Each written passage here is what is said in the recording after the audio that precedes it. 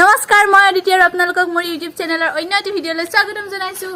আজি আমাৰ গাঁৱত অৰ্থাৎ মুগুৰিয়াত স্বৰ্গীয় কন্দৰ্পেশ্বৰ শৰ্মা সোঁৱৰণী দিবানৈশ আমন্ত্ৰণমূলক ভলীবল প্ৰতিযোগিতা আছে আৰু এইটো মানে মুগুৰিয়া ভাতৃসংঘৰ নেতৃত্বত এইটো অনুষ্ঠিত হৈছে। গতিকে ব'লক আমি এতিয়া ভলীবল খেলিব নহয় চাবলৈ যাম ব'লক। On the way মানে মোৰ মোষ্ট এক্সপেঞ্চিভ ভগৱানৰ দ্বাৰা দানপ্ৰাপ্ত মই ভৰি দুখনেৰে মই খোজকাঢ়ি আছোঁ। এয়া no bike, no cycle and no my Lamborghini on the road of walking.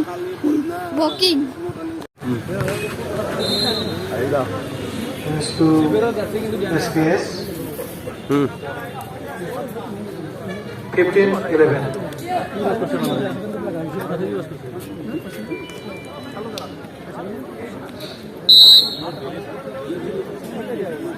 First time taken by Kinsuke. আৰু মই যদিও ভলীবল খেলিব নাজানো চাব আহিছোঁ, কাৰণ মানে কি জানেনে আমাৰ মুগুৰিয়াৰ বিৰাট ডাঙৰ মানে এইটো প্ৰাউড বুলি ক'ব লাগিব। কাৰণ কিয় আমাৰ এটা সময়ত মুগুৰিয়াত ভলীবল নজনা মানুহেই নাছিল, চবেই ভলীবল জানিছিল আৰু মাজতে গেপ হৈ গ'ল সময়ত, কিন্তু এতিয়া আৰু পুনৰ নতুনকৈ এইটো ষ্টাৰ্ট হৈছে গোপেশ কলিতা নামৰ মানুহজনৰ নেতৃত্বত। গতিকে তেওঁকো আমি থেংক ইউ দিব লাগিব এইটো নতুনকৈ ষ্টাৰ্ট কৰাৰ কাৰণে। আৰু এতিয়া আমি এনজয় কৰোঁ, যদিও মই বুজি নাপাওঁ তথাপিতো অলপমান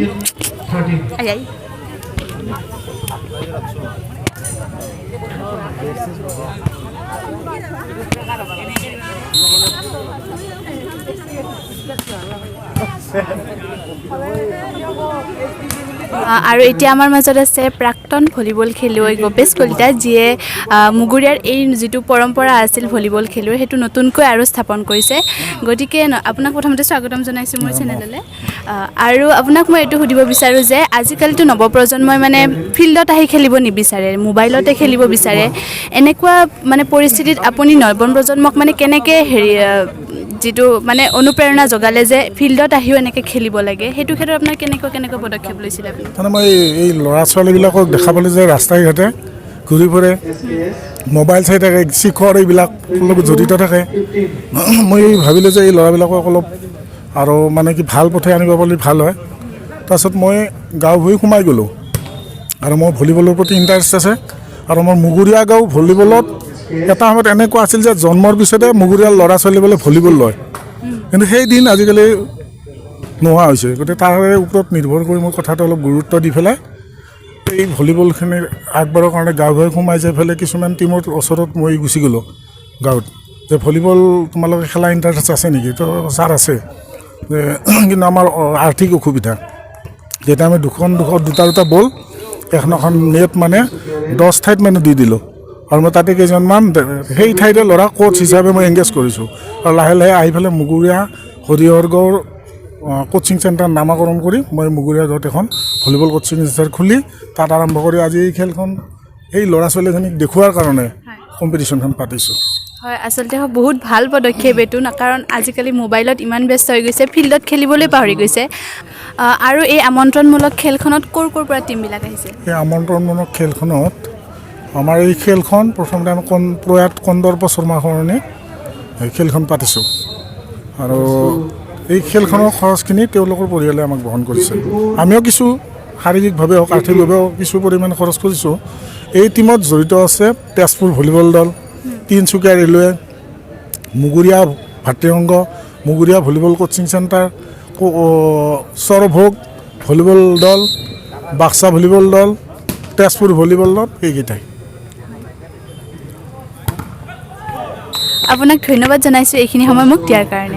আৰু আমাৰ লগত আছে এতিয়া মানে মুগুৰিয়াৰ সুসন্তান চম্পক শৰ্মা, আৰু এখেতৰ দেউতাকে হৈছে প্ৰয়াত কন্দৰ্প শৰ্মা, যাৰ আজি সোঁৱৰণিত এই ভলীবল প্ৰতিযোগিতাটো অনুষ্ঠিত হৈছে। গতিকে আপোনাক মই এইটো সুধিব বিচাৰিম যে আপোনাৰ মনত এইটো মানে আহিল কেনেকৈ ধাৰণাটো যে এনেকুৱা এটা ভলীবল মানে প্ৰতিযোগিতা আপুনি অনুষ্ঠিত কৰিব? মুগুৰিয়া এখন ঐতিহ্যমণ্ডিত গাঁও হয় আৰু মুগুৰিয়াত বহু বছৰৰ পৰা ভলীবল খেলখন চলি আছিল। আৰু মুগুৰিয়া ভাতৃসংঘ, বিশেষকৈ মুগুৰিয়া ভাতৃসংঘই ভলীবলত আৰু অসমতে তাৰ সুনাম কঢ়িয়াই আনিছিল। আৰু বহুদিনৰ মূৰত আমাৰ এই খেলকেইখন অলপ স্তব্ধ হৈ আছিল আৰু নতুনকৈ এই খেলখন মই আৰম্ভ কৰিলোঁ আৰু ভৱিষ্যতৰ ৰাইজৰ আশীৰ্বাদ আৰু ভগৱানৰ আশীৰ্বাদ যদি থাকে তেতিয়াহ'লে এনেকুৱা খেল প্ৰতি ডিচেম্বৰ মাহতে অনুষ্ঠিত হ'ব বুলি মই আশা ৰাখিছোঁ। ধন্যবাদ আপোনাক এইখিনি সময় মোক দিয়াৰ কাৰণে।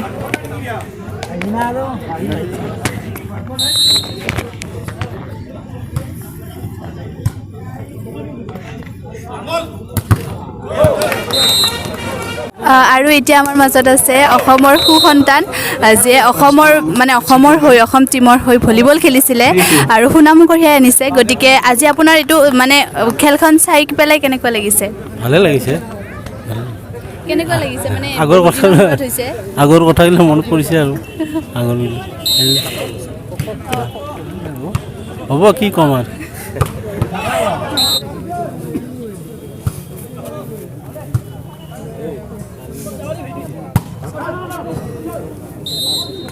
Points to SKS.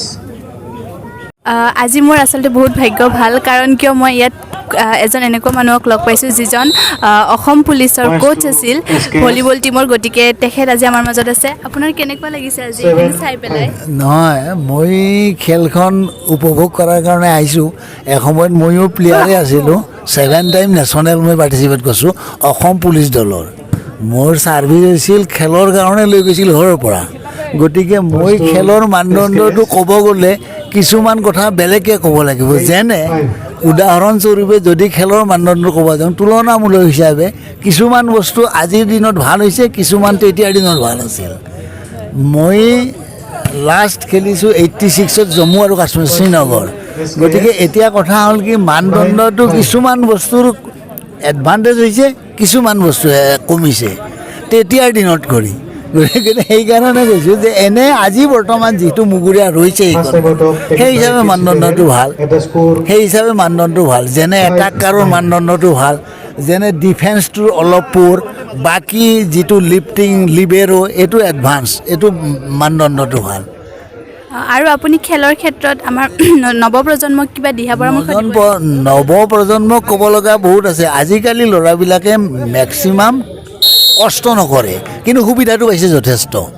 আজিকালি ল'ৰাবিলাকে নেখেলে, খেলাৰ প্ৰতি মনোযোগটো কম, কিন্তু সুবিধাটো বেছি।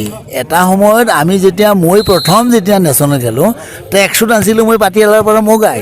এতিয়া ট্ৰেকশ্বুট আমাৰ বজাৰত পায়। গতিকে বল সুন্দৰ চাৰিওফালে পায়, তেতিয়া বল এটা পাবলৈ জটিল আছিল। গতিকে এইখন মুগুৰীয়াৰ পৰাই মই গৈছিলোঁ ওলাই। এইখন মুগুৰীয়াৰ পৰাই মই প্ৰথম বৰপেটা ডিষ্ট্ৰিক্টত খেলিছোঁ, তাৰে পিছত নেশ্যনেল পাইছোঁ মই। গতিকে সেইকাৰণে কৈছোঁ বৰ্তমান ল'ৰা ছোৱালীবিলাকৰ বাইজি কিছুমান বেছি সময় কটায়, কিন্তু এইখিনিত আগবাঢ়ি নাহে। যিটোত নেকি উন্নতি খেলৰ ভালৰ দাম আজিও আছে। ইয়াতে যদি ভাল পাৰফৰ্মেঞ্চ দিব পাৰে তেনেহ'লে তাৰ ছাৰ্ভিচো হ'ব সুন্দৰ। যেনে উদাহৰণ মই ভাল খেলৰ কাৰণে মই ইণ্টাৰভিউ দিয়া নাই, মোৰ ডাইৰেক্ট চাকৰি। মই ভাল খেলৰ কাৰণে প্ৰমোশ্যন পাইছোঁ, প্ৰথম ষ্টেপ প্ৰমোশ্যন। মই এছিষ্টেণ্ট কামাণ্ডেণ্ট হৈ ৰিটায়াৰ্ড হৈছোঁ পুলিচৰ পৰা। সেইখিনি আৰু কি ক'ম আৰু। নাই, ধন্যবাদ জনাইছোঁ আপোনাক এইখিনি সময় দিয়াৰ কাৰণে।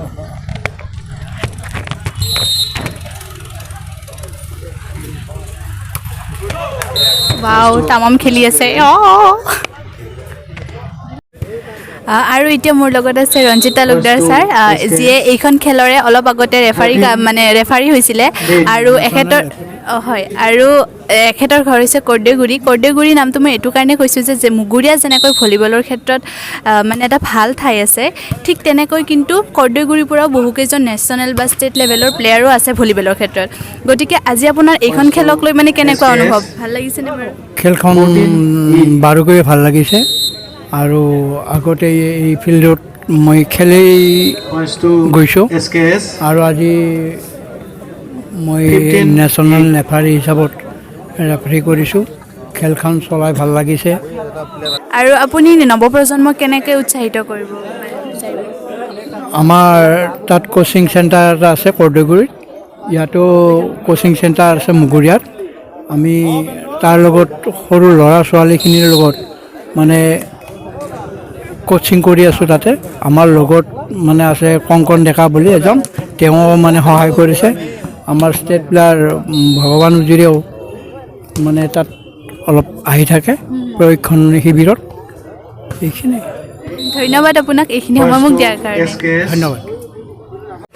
আৰু এইজন দাদা আহিছে দেৰগাঁৱৰ পৰা অসম পুলিচ আপোনাৰ কেনেকুৱা লাগিল মুগুৰিয়াত খেলি খেলি ভালে লাগিছে মই আগতেও খেলিছোঁ ইয়াতে বহু বছৰ আগতে খেলিছোঁ চিভিলত চাকৰি নোপোৱাতে ভালে লাগে খেলখন ভালে পাতিছে ইয়াতে ভালে লাগিছে দিয়ক থেংক ইউ অঁ ৱেলকাম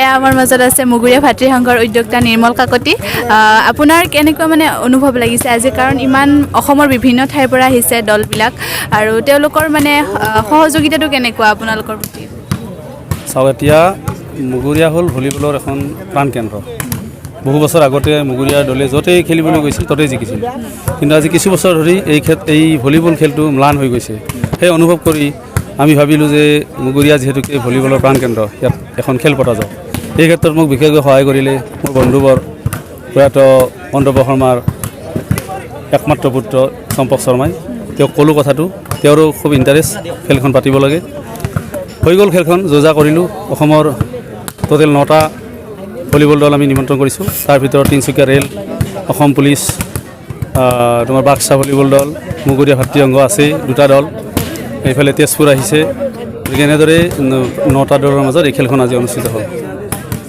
ধন্যবাদ জনাইছোঁ আপোনাক এইখিনি কোৱাৰ বাবে ধন্যবাদ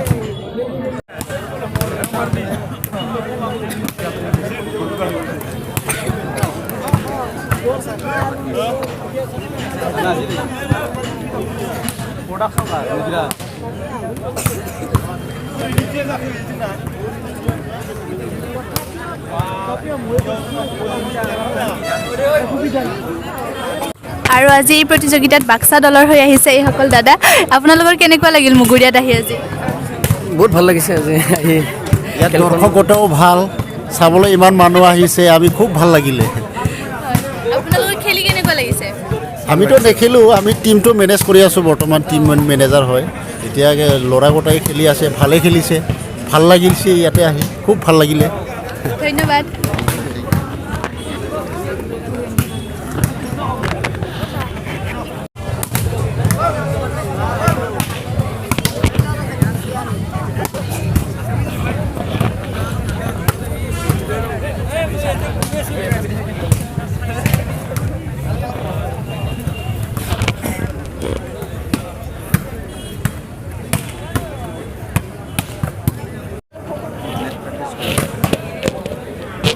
আৰু এতিয়া নেট প্ৰেক্টিচ চলি আছে আৰু অলপ সময় পিছতে খেল ষ্টাৰ্ট হৈ যাব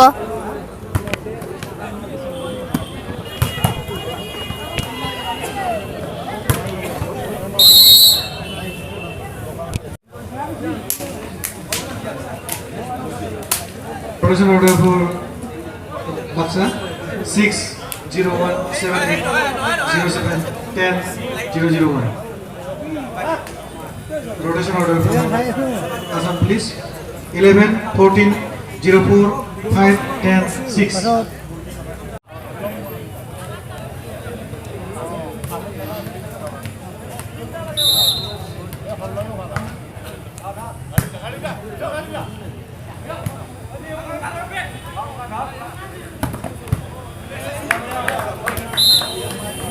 Points to